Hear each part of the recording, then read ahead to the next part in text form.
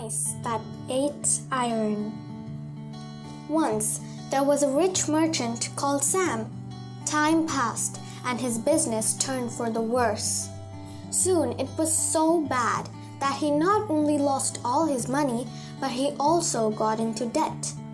He decided to leave the city and find his fortune in a new place. He sold off all his possessions to pay off his debts. All that he was left with was a heavy iron beam.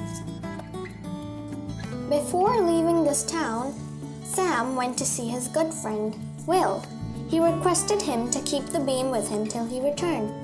"Of course, my friend, I'll keep the beam safe for you," said Will.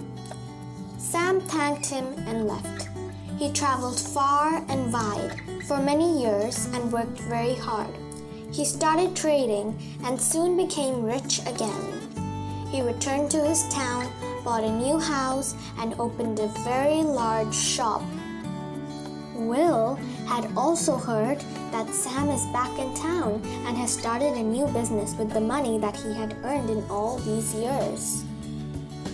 One day after work, Sam went to see his friend Will, who welcomed him warmly. They talked for long. As he was about to leave, Sam asked Will to return his beam. Will had no intention of returning it, as he knew that, when sold, it would fetch him a good price.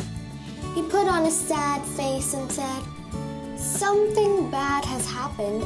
I kept the beam safely in my storeroom, but the mice have eaten it. I'm really sorry." Sam understood what was going on in Will's mind. "Please don't feel sorry. It is not your fault that the mice ate the iron beam," said Sam. Will was pleased to see that Sam had fallen for the lie. "How stupid can one be?" thought Will.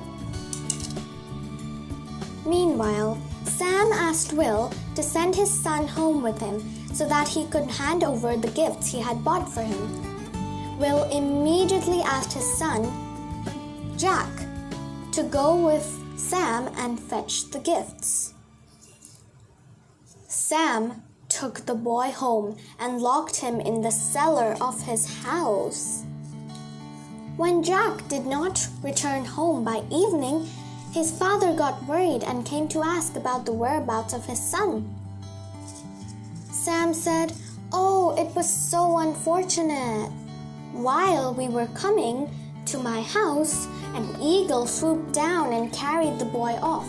I followed the eagle for some time but could not keep pace. I'm sorry, my friend." On hearing this, Will became furious. He accused Sam of lying. He insisted that an eagle could not carry off a 15-year-old boy. A quarrel started and they both went to court. "Your Honor, I had sent my son with this man to fetch some gifts from his house, but my son has not returned since. This man has stolen my son," cried Will. The magistrate ordered Sam to return the boy to his father. But Sam insisted that an eagle carried off the boy. The magistrate asked him how it was possible. To this Sam replied, "If mice can eat up an iron beam, surely an eagle can carry off a boy." The magistrate understood that there was more to it than meets the eye here. He asked Sam to explain everything in detail. Sam then narrated the entire story. Everyone in the courtroom had a good laugh. The magistrate ordered Will to return the iron beam to Sam and Sam to return Will's son. The moral of the story is, sometimes tit for tat is important. Thank you.